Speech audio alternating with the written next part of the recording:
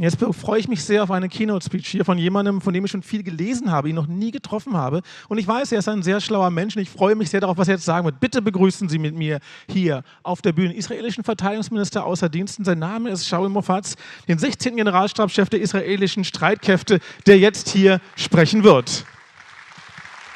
Shalom lachem. Good afternoon, everybody. I'm very glad to be here to the German-Israeli Congress. Thank you very much for inviting me. Leaders of German-Israel Congress, Sasha Stawisky, chairman of I Like Israel. Thank you very much for this event and for what you are doing to support the State of Israel.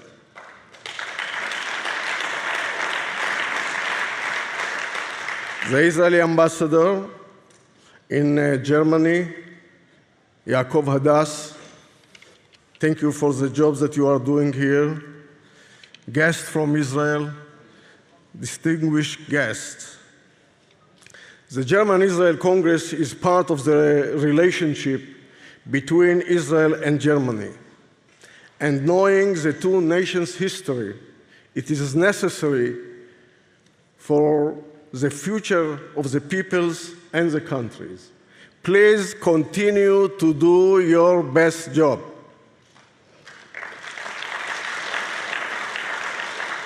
The topic of my speech is Homeland Security and Cyber. It is a very professional issue that I would like to address you. But before I start my speech, I would like to tell you and to ask you, please stand together against any anti-Semitism events. Don't let them to raise their head. Nowhere in the West, in Germany, in Europe, everywhere in the world.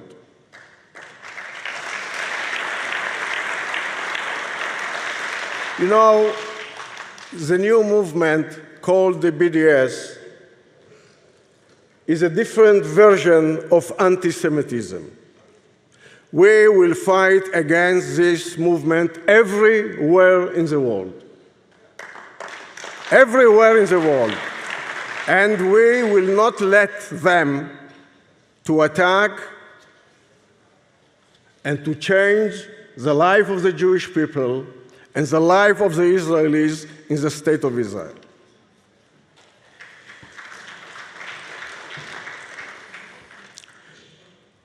The topic of my speech is Homeland Security and Cyber regarding the new strategic environment in the Middle East and Europe in the last few years.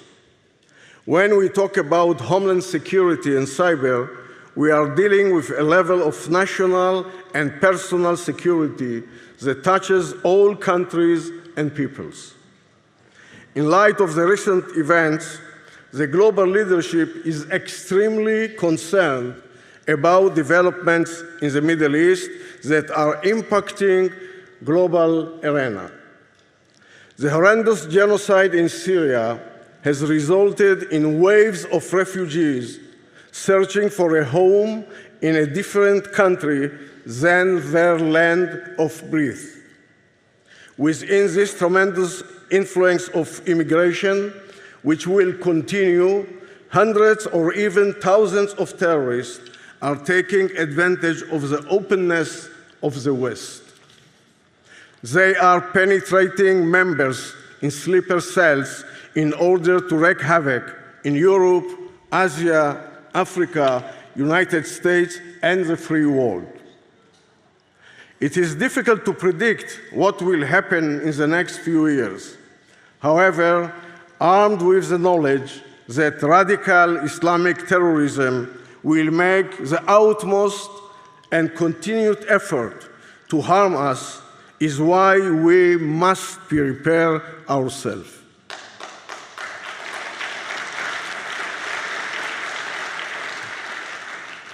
We are essentially in a war of civilizations between the free world and the radical ideologies that are derived from different cultures and respect different values. We must make the harshest assumptions to deal with a wave of terror that without a doubt will include elements such as mega terror attacks, suicide bombers on land, in the air, and at sea, and may include the use of non-conventional materials. All those scenarios are within the spectrum of conceivable activities, from the upsurge of radical Islam that is spreading around the globe.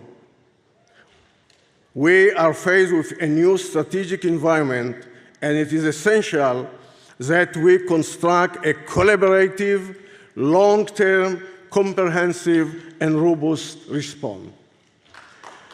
Our situational assessment points to 5 key developments. This includes the fragmentation and dismantling of countries such as Iraq, Syria, Libya, and Yemen, ongoing civil war and genocide in Syria with dramatic ramifications ranging from external intervention to a massive outward flow of refugees. The rise of ISIS, aiming to forcefully impose a Sharia-based caliphate, implementing 17th century culture using 21st century tools.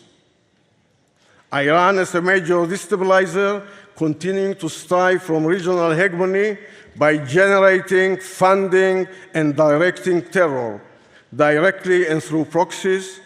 And finally, the broadening circle of violence and terror to Europe, Asia, Africa, the US, and worldwide.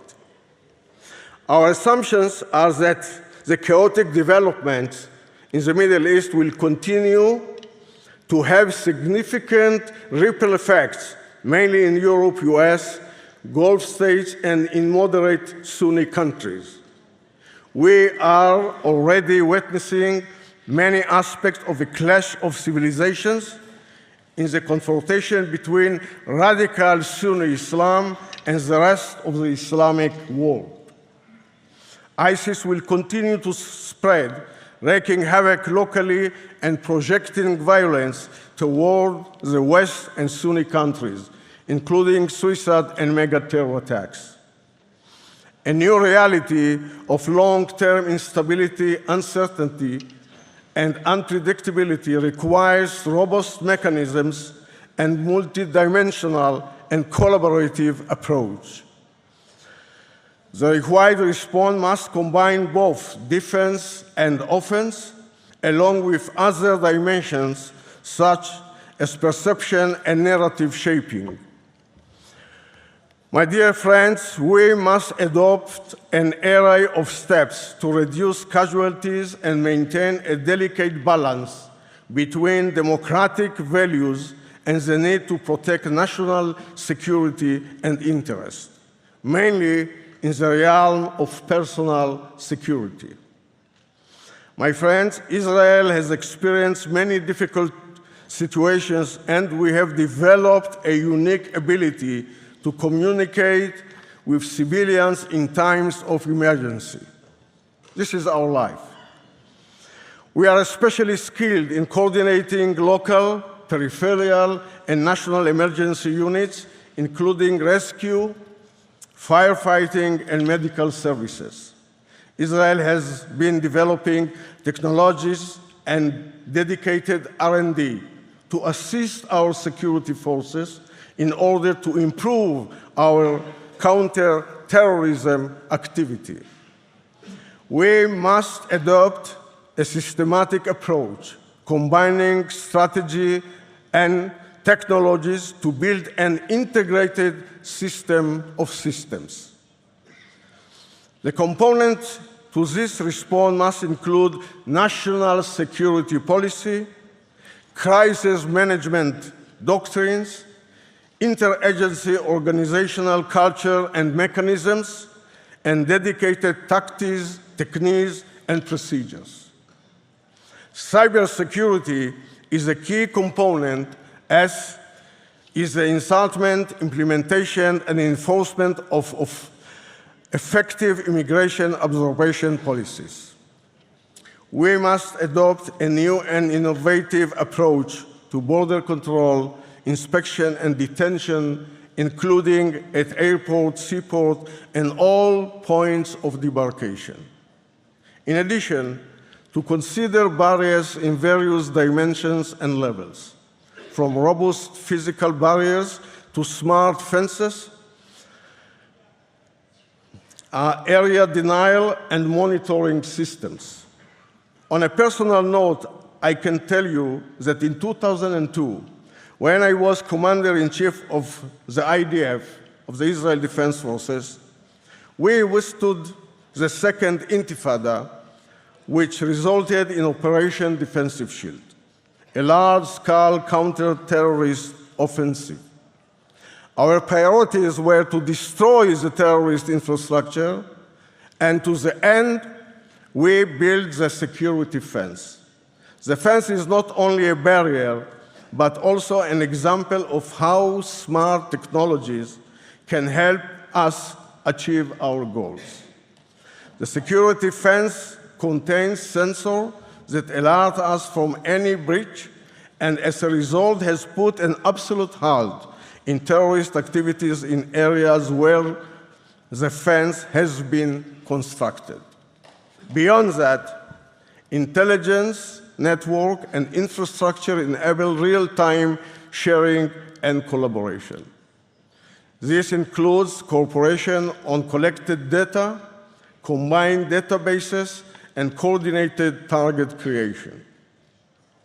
Internal security for intelligence and cyber operations must be applied to prevent and thwart threats, utilizing skilled and dedicated special forces and dealing with sensitive law enforcement resident areas. My dear friends, international collaboration is a vital factor in creating a comprehensive response to achieve common goals and protect interests. But if we are looking at cybersecurity specifically, we know that for the past few years, the world has been in a cyber war. Let me tell you it again. The world has been in a cyber war. However, as time goes by, this war is becoming more obvious. And in recent years, we have come to understand very well that cyber is an issue that no country or corporation can ignore. In 2015 alone, we estimate the damage from cyber attacks to be about $500 billion. Today, there is no question. Cybersecurity is an absolute requirement for national security and economic growth in the 21st century.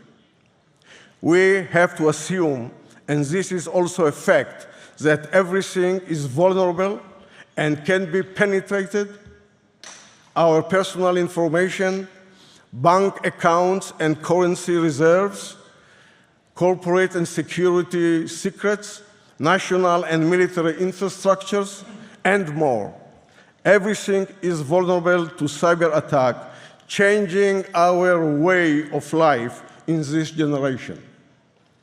The lack of personnel, corporate, and national security will continue, obligating all of us to invest in this area.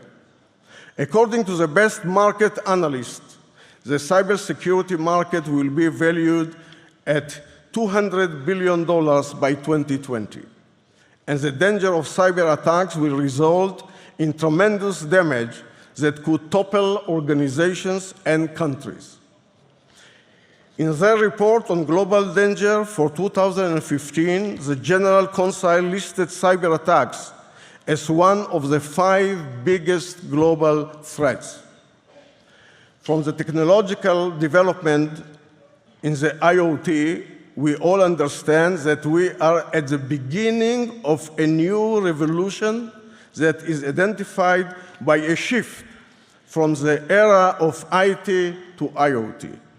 IT means information technology, and the next revolution that already started is Internet of Things, in which the Internet will operate.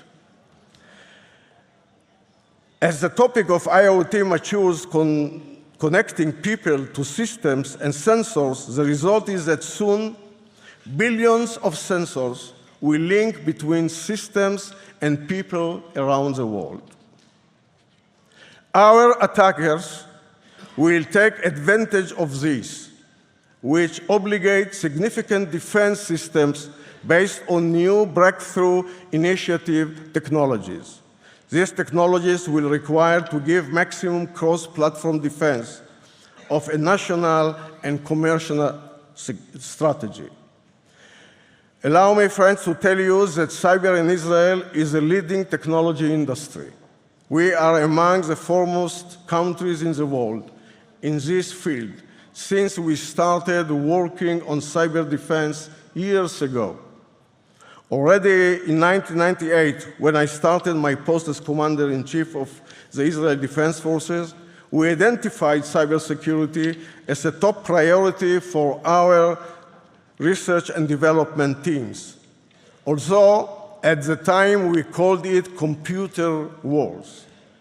It is no coincidence that most of the people behind the cyber technology field in Israel grew from within the ranks of our security and intelligence divisions.